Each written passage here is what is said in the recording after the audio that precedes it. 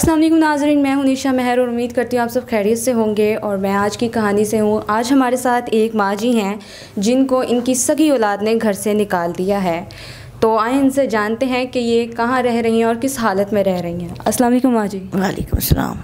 अच्छा माँ जी, आपको आपकी औलाद ने घर से निकाल दिया है जी। तो किस वजह से निकाला उन्होंने आपको घर से? उन्होंने इमरान खान की पार्टी की वजह तो निकाले। इमरान खान की पार्टी की वजह से घर से निकाल दिया आपको। तो कितना टाइम हो गया मतलब आपको घर से निकाले हुए? मैंने 2 महीने हो गए। 2 माह। और आपके बच्चों ने या आपके शोहर ने आप नहीं मारिया, भरा को मरवाया, भतीजी को मरवाया, बाहर आन के भी मारिया, पहले छाते आन के मैंने मारिया, फिर बाहर आन के मारिया।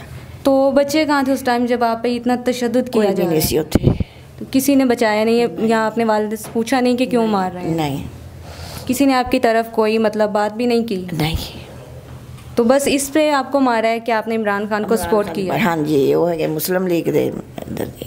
अच्छा, आपने उनसे कहा कि इमरान खान को सपोर्ट करें तो उन्होंने आप पे तशद्दुद किया और आपको घर से निकाल दिया। क्या कहा उन्होंने? घरों कर देता, कोई चीज़ नहीं लाने देती, सिर्फ जेडे कपड़े मेरे पाए से मैंने कटता बाहर, धक्के मार के, कुट मार के, क्या इतने नहीं आना, हमें ये दिन मार देंगे, मार देंगे। तो मतलब ये कि आप उस गली भी नहीं जाती भी, शायद मैं अगे मैंने इन्नियां सट्टा लगियां, इधर लगियां, सिर च लगियां। सही। तो अब आप किसके पास रह रही हैं? मैं एक बेटा बनया है बेचारा, ओदे कोल रह रही, वो भी दिहाड़ीदार है, गरीब। सही। तो एक बार अब आपके पास या आपके बेटे ने किसी से कांटेक्ट नहीं किया? आप कोई नहीं करते पे। तो आप ये खाना पीना वगैरह सब मेडिसिन वगैरह? कभी वो बच्चा दे दिंदा, कभी तेरे कोल खड़ी हो, कभी ओदे कोल लेके तो खा पी लेनी है।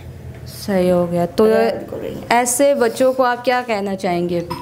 बस मैं तो यही कहूँगी भी सोचन माँ पे नाल कर लगे भी असी भी कहाँ साढ़े भी बच्चे होने हैं, असी अपने माँ पे ना कर देंगे वो भी करनगे। बिल्कुल ऐसा ही है, कहते हैं जो भी इंसान बीजता है वही काटता है। जी, मैं कहनी अल्लाह मियां उन्होंने हदायत देवे।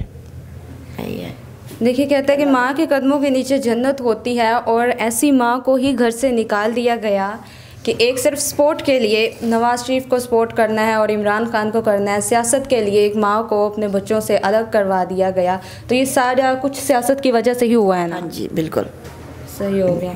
तो अगर आपके बच्चे आपसे माफ़ी मांगे और आपको ले जाएं तो आप माफ़ कर देंगे? नहीं आएंगे। सही हो गया, नहीं आएंगे। तो मैं इनके बच्चों से यही कहना चाहूँगी कि भाई आपको अपने माँ से माफ़ी मांगनी चाहिए कि इन पे इतना तशद्दुद किया आपने।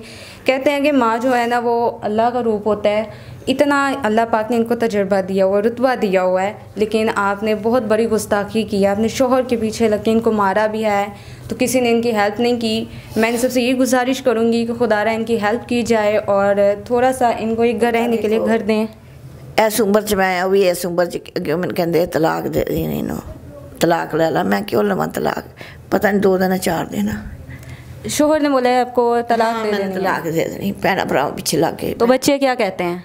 बच्चे कहते साडा कोई मसला नहीं, तेरा तो ओदा मसला। बच्चे भी मतलब अपने वालिद के साथ ही हैं?